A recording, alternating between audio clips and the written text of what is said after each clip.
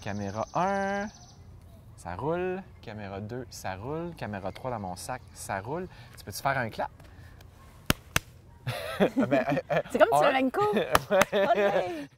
Bonjour ma ganga. Bonjour. De marcher aujourd'hui par cette belle journée printanière était très représentatif, de ta vie, de qui tu es comme être qui aime tant la nature. Parle-nous de qui tu es en mouvement. Peut-être commencer par un peu mon historique familial par rapport à l'activité physique. Souvent, on dit que ça a un gros impact quand même sur les choix de vie que les gens font.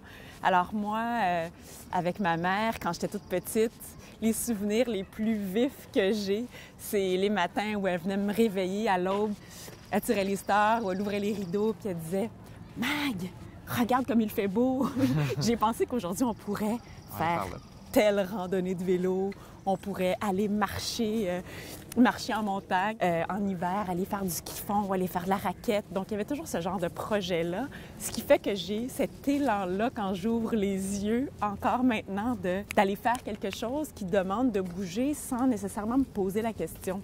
C'est un réflexe. Oui, tout à fait. Ça vient spontanément. C'est une envie profonde. En fait, tu n'as pas besoin de motivation, c'est ta passion. C'est intrinsèque.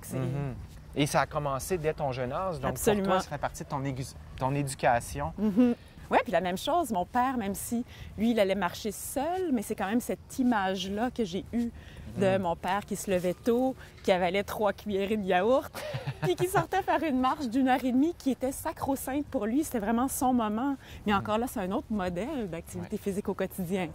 Et aujourd'hui, on va faire un fast-forward dans la quarantaine. Quelques décennies plus tard.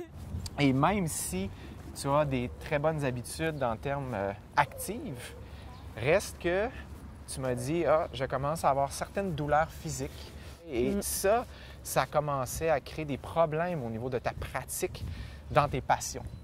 Oui, je suis quelqu'un qui fait pratiquement tous ses déplacements à pied en ville, donc aller-retour vers le travail, les courses à pied, etc. En plus, je suis quelqu'un qui pratique le yoga sur une base très régulière, je dirais de 3 à 4 fois par semaine. Puis avec ça, j'incorpore de la danse. Puis c'est ça, il y a toutes sortes de petites douleurs qui arrivent. Certaines qui sont chroniques, puis certaines qui sont passagères. Ah non, on fait l'exercice, là, on se penche, on travaille la mobilité aux hanches. Donc, j'ai une série d'exercices et d'étirements à effectuer chaque matin, puis d'une quinzaine de minutes. Parce que là aussi, comme je suis une personne qui a un agenda bien rempli, c'est le temps que je pouvais accorder. Ça a été très aidant. Tout de suite, je vois les résultats. Sur telle ou telle douleur.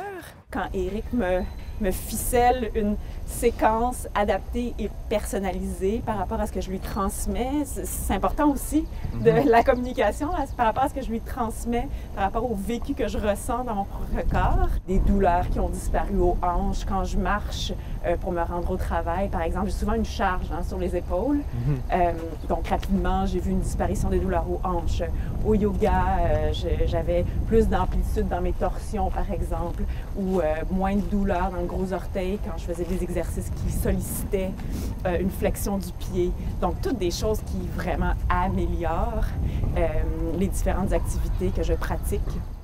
Mais il y a aussi, pendant tout ce processus, certaines choses qui se passent ou qui ne se passent pas comme on l'aurait aimé. Oui, c'est ça. Et ça, j'aimerais ça que tu en parles parce que c'est assez important selon moi. Pour mieux comprendre le personnage, je suis quand même une personne très têtue. Non! Alors... ça c'est pas l'entraîneur qui parle, c'est le chum. Je le reconnais, mais dans le sens où la solution numéro 1, ce serait peut-être d'arrêter telle activité ou de choisir un autre type d'activité. Mais ça, je suis pas encore rendue là. Donc, mon chum, il a dû s'ajuster. Comme tu me le dis souvent, là, je suis à la mi-quarantaine. On commence à penser à la retraite, veux pas. Fait que c'est pas juste, je sais pas, c'est plus simplement une considération au quotidien, dans un espace-temps limité. C'est aussi une vision à moyen et long terme maintenant. Il y a ça qui change aussi dans la perspective par rapport à l'activité physique.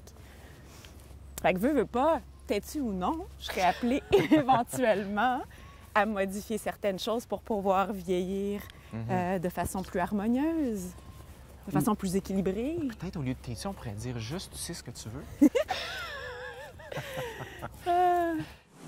Pose bien dans tes mains puis dans ton sacrum quand tu viens en downward dog, comme le petit extra inch là, que tu vas aller chercher au niveau de ton extension thoracique.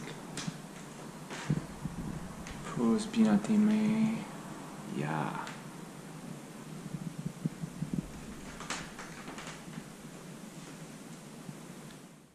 Il y a une chose aussi dans cette portion-là que j'aimerais aborder avec toi parce que c'est quelque chose que j'ai entendu. On va juste ralentir un petit peu parce que là, on a pas mal fait le tour du parc. L'aspect justement ici de couple que je trouve intéressant à aborder parce que j'ai entendu ça régulièrement. Exemple, il va y en avoir un des deux qui était en période de transformation. Ça peut être au niveau de l'entraînement, ça peut être aussi au niveau de l'alimentation et ou les deux. Et ce que je me suis rendu compte souvent, c'est la gêne d'en parler va mener à un build-up. Dans le couple, tu veux dire? Dans le couple. Okay. Et là, ça peut mener à une situation potentiellement explosive à un certain moment où là, ça sort tout croche. J'ai entraîné des couples et parfois, l'un me parlait, l'autre me parlait de l'autre côté. Et là, je voyais... Ça n'est pas entre eux. Non, exactement. Et l'activité physique, aussi positive que ça peut être, et les changements alimentaires vers une alimentation plus saine, ça amène de gros changements. Et il ne faudrait pas sous-estimer ce que ça peut faire sur un couple. Mais en fait, tu touches aussi à des règles de base de la communication. Que c'est toujours faire attention à son auditoire, formuler les choses en fonction de l'auditoire et comment le message sera reçu et perçu. Et toute l'importance que revêt la perception. C'est beaucoup un pilier en communication. C'est l'important, là, c'est pas le niveau de risque réel, c'est la perception du risque. La réalité est perception. Exactement, exactement. En fait, ma question, c'est est-ce qu'aujourd'hui, on décide qu'on se rechoisit? Exact, c'est vrai. Parce que c'est un peu ça, les relations qui évoluent, c'est qu'on se choisit. À intervalles réguliers, on décide de continuer ensemble, de continuer à grandir, à évoluer ensemble. J'aime beaucoup ton « on décide ». Donc, au lieu d'être une relation où l'un ou l'autre est en avant, c'est vraiment une relation de côte à côte. À un certain moment, je te tire, tu me tires, je te pousse, tu me pousses, mais toujours dans cet état d'esprit d'être côte à côte. Nous, où en sommes-nous? Et nous, est-ce qu'on se choisit encore? Ça, j'ai adoré Belle ça. finale. Merci, Mag. Merci.